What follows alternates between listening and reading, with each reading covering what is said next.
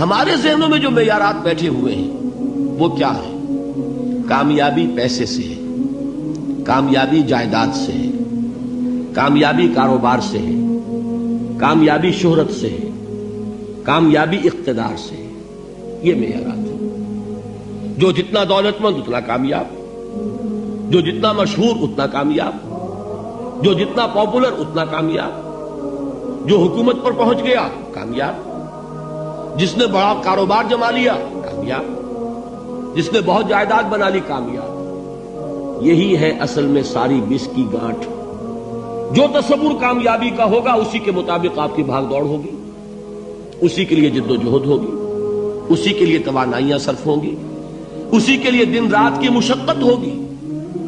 یہ ہے اصل شے جس کی یہاں نفی ہو رہی ہے. کامیابی دولت سے نہیں، کامیابی شہرت سے نہیں، کامیابی اقتدار اور طاقت اور حکومت سے نہیں، بلکہ کامیابی ہے ایمان سے، عمل صالح سے، تواصی بالحق سے، تواصی بالصبر سے. آپ غور کیجئے اس نقطہ نظر کا، اس ایٹیچیوڈ کا، یہ جو مینٹل ایٹیچیوڈ ہے اس کا بدل جانا ہی انسانی شخصیت کے اندر انقلاب برپا کرے گا. اب آپ کا نتیجہ کیا نکلا؟ اگر تو دولت سے کامیابی ہوتی تو قارون بہت کامیاب تھا، اگر حکومت سے کامیابی ہوتی تو فرعون اور نمرود بہت کامیاب تھے. کامیابی ان سے نہیں ہے. کامیابی انسان دولت میں قارون کی دولت تک پہنچ جائے اور دنیا میں دبدبہ اور اقتدار اور سلطنت اور حکومت کے اعتبار سے وہ نمرود اور فرعون کا مقام حاصل کر لے، وہ ناکام ہے، خائب ہے، خاسر ہے، برباد ہے. اور ابو ذر غفاری کامیاب ہے، چاہے ان کے پاس کچھ نہیں تھا، جھونپڑی تک نہیں تھی، کوئی گھر نہیں تھا. حضور نے فرمایا ہے اللہ کے کچھ بندے ایسے ہوتے ہیں جو کسی محفل میں جانا چاہیں تو انہیں اجازت نہ ملے، جو کہیں اگر رشتہ کرنا چاہے کوئی ان سے رشتہ کرنے کو تیار نہ، کہیں کوئی سفارش کرنا چاہے تو ان کی کوئی بات ہی نہ سنے. لیکن اللہ کے ہاں ان کا وہ مقام ہے کہ اگر بھولے سے بھی کسی بات پر قسم کھا بیٹھتے ہیں تو اللہ ان کی قسم کی لاج رکھتا ہے. یہ ہے فرق. یہ جان لیجیے اچھی طرح. اس بات کا مان لینا آسان، اس پر سبحان اللہ کہنا آسان، لیکن اس کے مطابق آپ کے اپنے ذہن کا بدل جانا بہت مشکل. اس لیے کہ ہم متاثر ہوتے ہیں اپنے ماحول سے.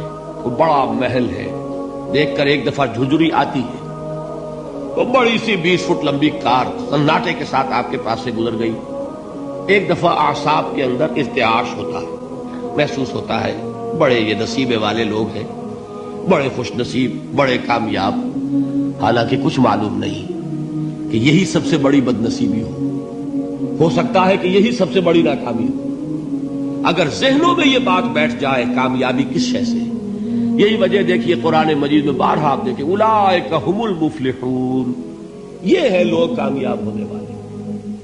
آج یہ آپ نے نماز میں وہ آیات سنی، یا ایھا الذین آمنوا ارکعوا واسجدوا واعبدوا ربکم وافعلوا الخیر لعلکم تفلحون.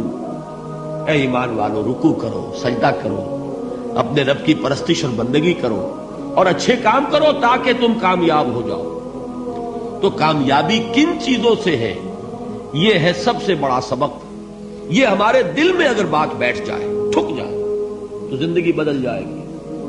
صبح و شام بدل جائیں گے، نقشے بدل جائیں گے، بھاگ دوڑ کا رنگ بدل جائے گا، ویلیو سٹرکچر بدل جائے گا. آج وہ ایک چیز نہایت اہم نظر آ رہی ہے، کل نہایت غیر اہم نظر آئے گی. جیسے کہ حضور کی حدیث ہے مالی ولی دنیا، مجھے تمہاری اس دنیا سے کیا سروکار ہے.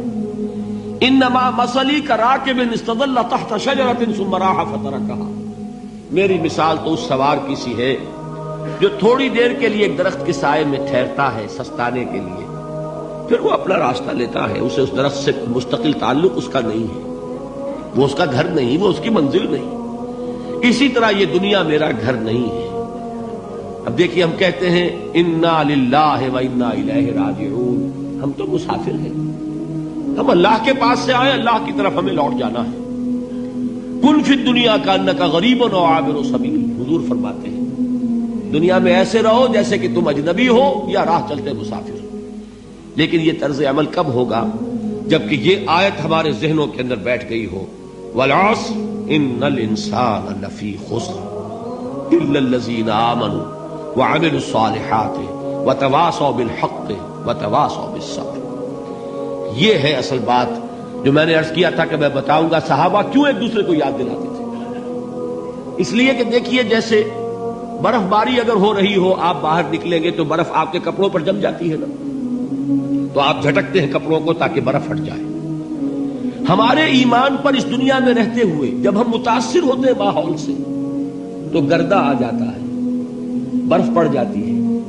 اس کو جھٹکتے رہنے کی ضرورت ہے، اور وہ جھٹکنے کی بہترین اور مؤثر ترین شکل یہی ہے کہ یاد رکھو کامیابی ان چیزوں سے نہیں ہے. چمک دمک جو ہے دنیا کی، یہ ساری چمک دمک جو تمہیں رجھا رہی ہے، جو تمہیں اپنے اندر گم کیے ہوئے ہے.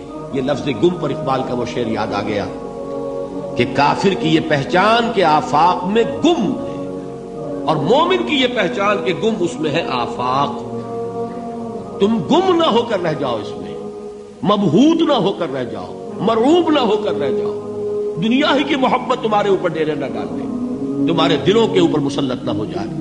لہذا تازہ کرتے رہا کرو والعصر ان الانسان لفی خسر الا الذین آمنوا وعملوا الصالحات وتواصوا بالحق وتواصوا بالصبر. پھر یاد کر لو، پھر تازہ کر لو اپنے اس یقین کو کہ کامیابی دولت سے نہیں، کامیابی ثروت سے نہیں، کامیابی اقتدار سے نہیں، کامیابی شہرت سے نہیں، کامیابی جائیداد سے نہیں. کامیابی ہے ایمان سے، کامیابی ہے عمل صالح سے، کامیابی ہے تواصی بالحق سے، کامیابی ہے تواصی بالصبر سے. یہ چار چیزیں ہیں کہ جو کامیابی کے لوازم